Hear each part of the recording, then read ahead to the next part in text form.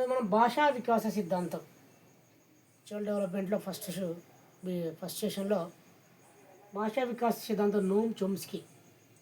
మీకు ఎగ్జామ్లో లాంగ్వేజ్ భాష అని కనబడితే 90% నోమ్ చోమ్స్కీ.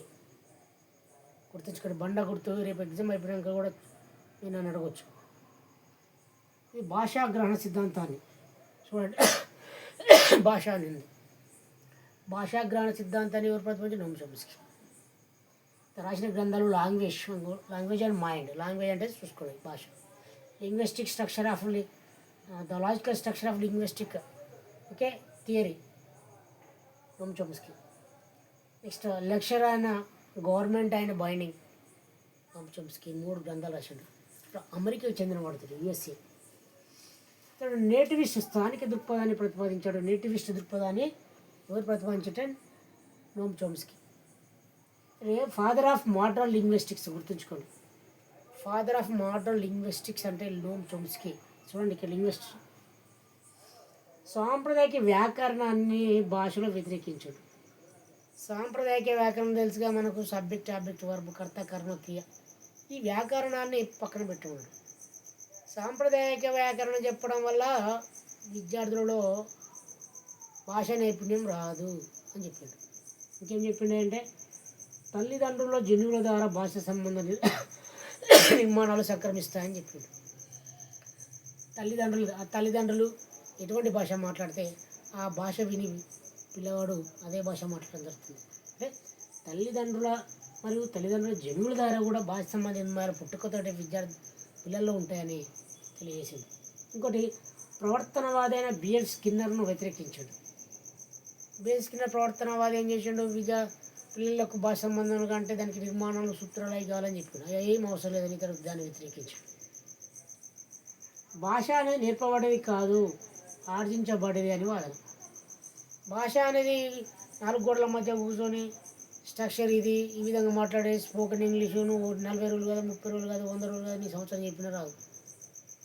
ఎందుకంటే భాష అనేది నేర్పబడేది కాదు, భాష అనేది ఆర్జించబడేది. అంటే మన భాష అనేది మనం పుట్టుకతో మనం ఆర్జించాలి. కమ్యూనికేషన్ పక్కకు ఉండాలి. ఒక లారీ డ్రైవర్ భాష నేర్పబడేది. అన్ని రాష్ట్రాలు తిరిగి వస్తుంటారు, ఆటోమేటిక్ హిందీ నేర్చుకుంటారు. ఇల్లిటరేట్, నిరక్షరాస్యుడు. సో కాబట్టి భాష అనేది నేర్పబడేది కాదు, ఆర్జించబడేది అని చెప్పడం జరిగింది. సార్వత్రిక వ్యాకరణ సిద్ధాంతం, యూనివర్సల్ గ్రామర్ థియరీని ఇందులో మొత్తం వివరించాడు. ఇందులో యూనివర్సల్ గ్రామర్ థియరీ అని ఒక బుక్ రాసిండు. ఇందులో మొత్తం వివరణ చేయడం జరిగింది. నెక్స్ట్, ఎడమ మస్తిష్కాష్ట గోళంలో బ్రోకా ప్రాంతం భాషోత్పత్తిని విధిని నిర్వహిస్తుంది అని నోమ్ చోమ్స్కీ. ఎడమ మస్తిష్కం ఉంది, అందులో చిన్న బ్రోకా అంటే భాష అంటే బ్రోకా అని కూడా తెలుసుకోండి. భాషోత్పత్తి విధిని నిర్వహిస్తుందని ఇతను తెలియజేసిండు. ఇంకేం చెప్పిండు? భాషా సంబంధ విజ్ఞానాన్ని సింటాక్స్ స్ట్రక్చర్లో వివరించాడు. సింటాక్స్ టెక్నిక్స్గా స్టెప్ బై స్టెప్ ప్రతి వ్యక్తి భాషా సంబంధ విజ్ఞానాన్ని సింటాక్స్ స్ట్రక్చర్లో వివరించాడు ఇతడు. ప్రతి వ్యక్తి భాషార్జన కారణం ల్యాడ్, వెరీ ఇంపార్టెంట్, ఎగ్జామ్ అడిగాడు. ప్రతి వ్యక్తికి భాషార్జన కారణం ల్యాడ్ అని తెలియజేసేది ఇతడే. ల్యాడ్ ఫుల్ ఫామ్ ఏంటంటే లాంగ్వేజ్ అక్విజిషన్స్ అండ్ డివైస్, భాషార్జన పరికరం అన్నట్టు. ఎల్ఏడి ల్యాడ్ను వివరించాడు. 3 నుండి 10 సంవత్సరాలు ఉన్న పిల్లవాడికి భాషార్జన సామర్థ్యం అధికంగా ఉంటుందని చెప్పాడు. 3 to 10 years పిల్లలకు లాంగ్వేజ్ మీద ఎక్కువ ఫోకసింగ్ ఉంటుందని చెప్పాడు. స్వేచ్ఛ, ఇది ఎట్లా మరి? భాషా వికాసానికి కావాలంటే ఏం చేయాలి? రాతపూర్వక బట్టి విధానాన్ని నియంత్రించాలి. బట్టిని నియంత్రించాలి. బట్టి పట్టడం వల్ల రాదు అని చెప్పాడు. నెక్స్ట్, నియంత్రించి ఏం చేయాలి? పిల్లలకు నియంత్రించే భావాలకు స్వేచ్ఛ వాతావరణం కల్పించాలి. మనకి ఫ్రీనెస్ ఇవ్వాలి.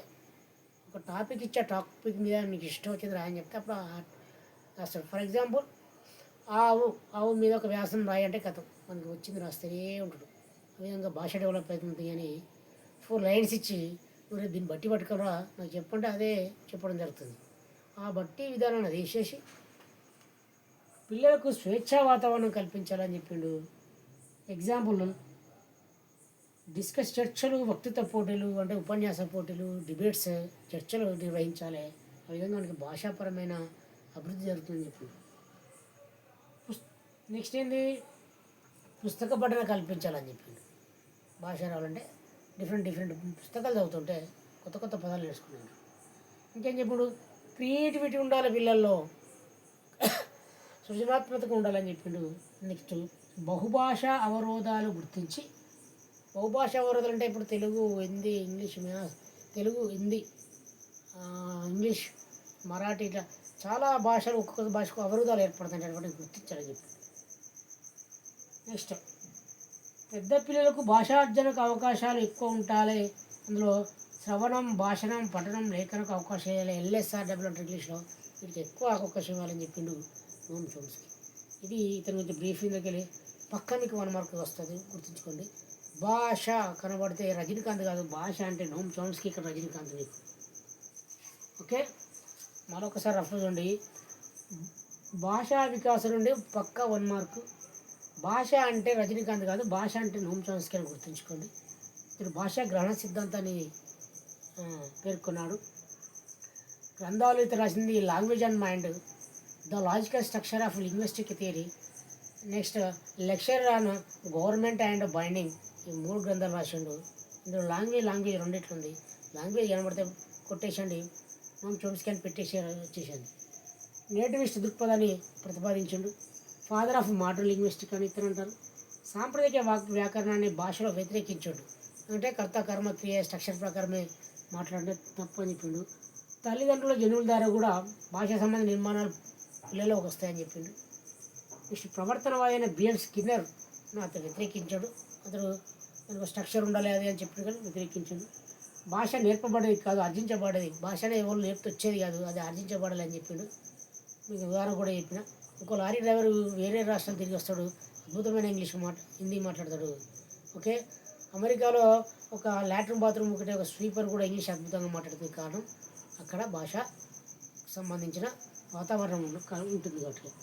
సార్వత్రిక వ్యాకరణ సిద్ధాంతం అంటే యూనివర్సల్ గ్రామర్ లో వివరించండి వాడిని. ఎడమ మస్తిష్కార్జ గోళంలో బ్రోకా అనే ప్రాంతంలో భాషోత్పత్తి విధిని నిర్వహిస్తుందని ఒకటి చెప్పాడు. భాష సంబంధ విజ్ఞానాన్ని సింటాక్సిక్ స్ట్రక్చర్లో వివరించాడు పూర్తిగా. ప్రతి వ్యక్తి భాషార్జనకు కారణం ల్యాడ్ వెరీ ఇంపార్టెంట్. ల్యాడ్ అంటే లాంగ్వేజ్ అక్విజిషన్ డివైజ్ అనేది ఉంటుంది, అది కారణం అని చెప్పింది.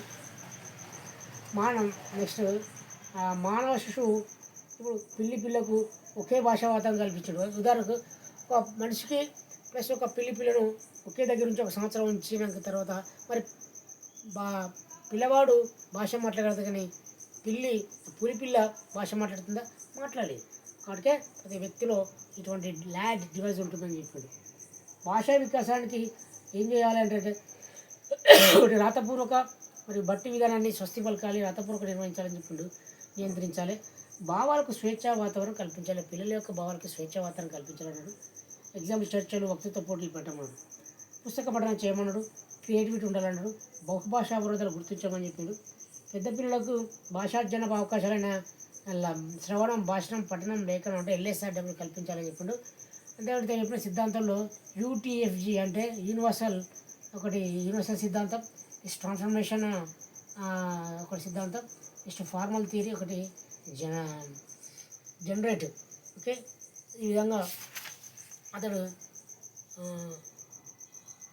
మనకు నోమ్ చోమ్స్కీ భాషా వికాసం గురించి తెలియజేయడం జరిగింది. ఇది వెరీ ఇంపార్టెంట్, పక్కగా ఎగ్జామ్ వస్తుంది.